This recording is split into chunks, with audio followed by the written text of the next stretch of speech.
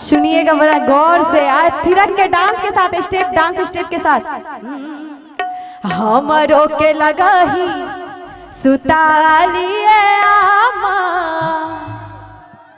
हमरो के लगा ही सुतालिए आमा। क्या बेटा राउड़ पी के रोज करे ले डरामा, हमरो के लगा ही सुतालिए आमा, बेटा राउड़ पी के रोज करे ले डरामा।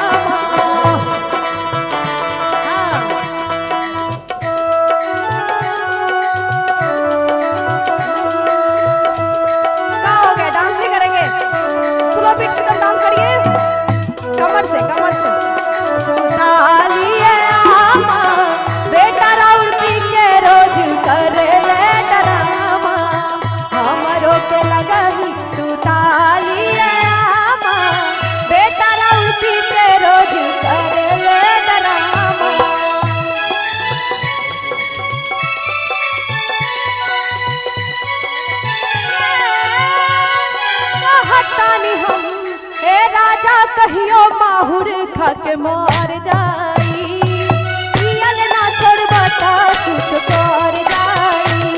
ए राजा कहियो माहुर खा के मार जाई, पियल ना छोड़बा ता कुछ कर जाई।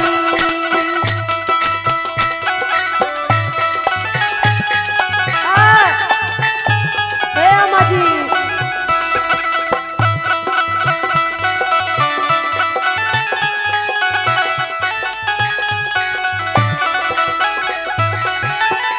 आधी आधी रतिया के भीठा पर से आवेला, पीछ के बारी हम आधी आधी रतिया के भीठा पर से आवेला, पीछ के बारी हम के जगावेला।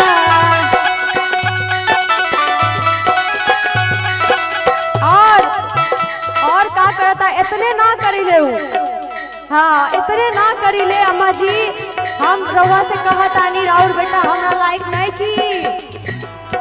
और सुनी राउर बेटा हमरा साथ की कौन कौन सा अत्याचार कर ले बानी।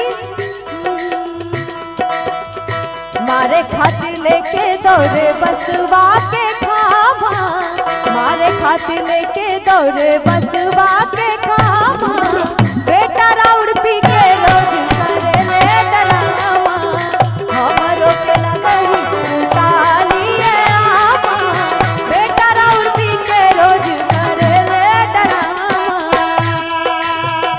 अब आप लोग नहीं नाचेगा तो हम क्या करें, हम वाला गाना तो गाएंगे नहीं, तुम वाला गाना तो हम नहीं गाएंगे, है ना, प्ले करवा देंगे।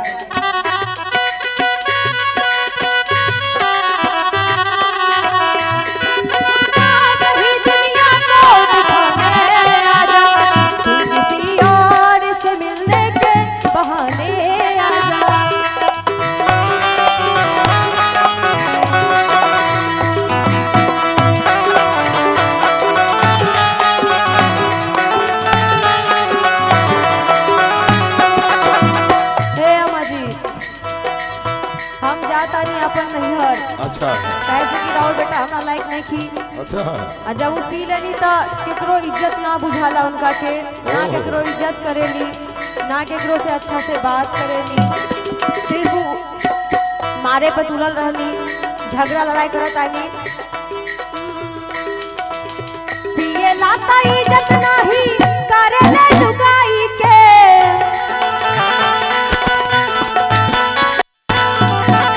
नाशा में रहेला त गाड़ी देला माई के।